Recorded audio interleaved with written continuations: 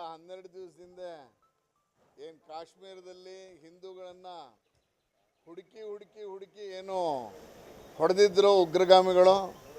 ಭಾರತದ ನಮ್ಮ ನೆಚ್ಚಿನ ಪ್ರಧಾನಿ ಅವತ್ತೇ ಹೇಳಿದ್ರು, ಎಲ್ಲೇ ಇದ್ದರೂ ಯಾವ ಅಡಗುತಾಣದಲ್ಲಿ ಔಸ್ಕೊಂಡಿದ್ರೋ ಯಾವ ಉಗ್ರಗಾಮಿಗಳನ್ನು ಬಿಡೋ ಪ್ರಶ್ನೆನೇ ಇಲ್ಲ. ಯಾವ ತಾಯಿಯ ಸಿಂಧೂರವನ್ನು ಅಳಿಸಿದಿರಿ ಅದಕ್ಕೆ ಪ್ರತೀಕಾರ ಕೊಡ್ತೀವಿ ಅಂತ ಹೇಳಿದ್ರು. ಇವತ್ತು ಆಪರೇಷನ್ ಸಿಂಧೂರ ಅನ್ನುವಂಥ ಸ್ವಾಭಿಮಾನದ ಹೆಸರನ್ನು ಕೊಡೋದ್ರ ಜೊತೆಗೆ ಇವತ್ತು ಅಟ್ಯಾಕ್ ಮಾಡಿ ಪಾಕಿಸ್ತಾನದ ಆ ಉಗ್ರಗಾಮಿಗಳ ನೆಲೆಗಳ ಮೇಲೆ ದಾಳಿ ಮಾಡಿ ಇವತ್ತು ಭಾರತದ ಜನರಿಗೆ ಸ್ಥೈರ್ಯವನ್ನು ತುಂಬುವಂಥ ಕೆಲಸವನ್ನು ಮಾಡಿದ್ದಾರೆ.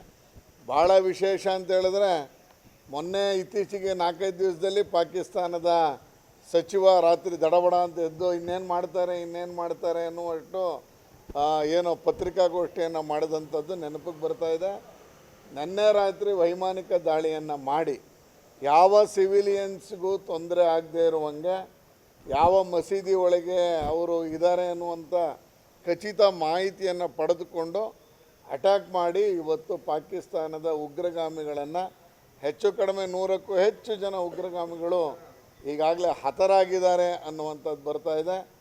ಈ ರೀತಿಯಲ್ಲಿ ಸಿಂಧೂರ ಅನ್ನೋ ಹೆಸರನ್ನು ಕೊಟ್ಟು ನಾವೇ ಮೊದಲು ಹೇಳ್ತಿದ್ವಿ, ಜಮ್ಮು ಮತ್ತು ಕಾಶ್ಮೀರ ಭಾರತ ಮಾತೆಯ ಸಿಂಧೂರ ಅನ್ನುವಂಥ ಘೋಷಣೆಯನ್ನೇ ನಾವು ಕೂಗ್ತಾ ಇದ್ವಿ.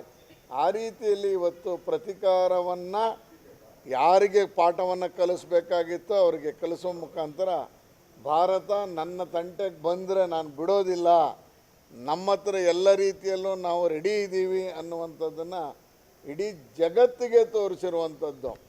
ಸಿವಿಲಿಯನ್ಸಿಗೆ ದಾಳಿ ಮಾಡಿಲ್ಲ, ಅವರು ಬೊಬ್ಬೆ ಇಡ್ತಾ ಇದ್ದಾರೆ ಸಿವಿಲಿಯನ್ಸ್ ಹತ್ತಿದ್ದಾರೆ ಅಂತೇಳಿ. ಆದರೆ ಅವರು ಇವತ್ತು ಬೆಳಗ್ಗೆ ಅಪ್ರಚೋದಿತ ದಾಳಿಯನ್ನು ಮಾಡಿ ನಮ್ಮ ನಾಗರಿಕರನ್ನು ಕೊಂದು ಹಾಕಿದ್ದಾರೆ. ಆದರೆ ಭಾರತದ ಸೇನೆ ಇವತ್ತು ಕ್ಷಿಪಣಿ ದಾಳಿಯನ್ನು ಮಾಡೋ ಮುಖಾಂತರ ಇವತ್ತು ಪಾಕಿಸ್ತಾನದ ನೆಲೆಗಟ್ಟನ ಉಗ್ರಗಾಮಿಗಳ ಏನು ಶಿಬಿರ ಇತ್ತು, ಫ್ಯಾಕ್ಟ್ರಿ ಅಂತ ಏನು ಕರಿತಾ ಇದ್ವಿ, ಅದನ್ನು ಉಡೀಸ್ ಮಾಡಿದ್ದಾರೆ. ಈ ಸಂದರ್ಭದಲ್ಲಿ ಭಾರತದ ನಮ್ಮೆಲ್ಲ ರಕ್ಷಣಾ ಪಡೆಗಳಿಗೆ, ನಮ್ಮೆಲ್ಲ ಸೈನಿಕರಿಗೆ, ವಿಶೇಷವಾಗಿ ಪ್ರಧಾನಮಂತ್ರಿ ಅವರಿಗೆ ನಾನು ಈ ಸಂದರ್ಭದಲ್ಲಿ ಹೃತ್ಪೂರ್ವಕವಾದಂಥ ಧನ್ಯವಾದವನ್ನು, ಕೃತಜ್ಞತೆಯನ್ನು ಅರ್ಪಿಸ್ತೀನಿ. ಜನ ಇದನ್ನು ನಿರೀಕ್ಷೆ ಮಾಡ್ತಾಯಿದ್ರು, ದಿನ ಕೇಳೋಕ್ಕೆ ಶುರು ಮಾಡಿದರು.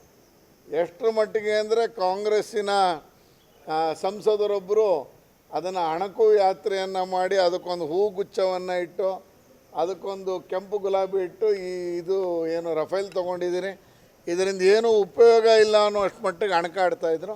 ಇವತ್ತು ಎಲ್ಲರ ಬಾಯು ಬಂದಾಗಿದೆ.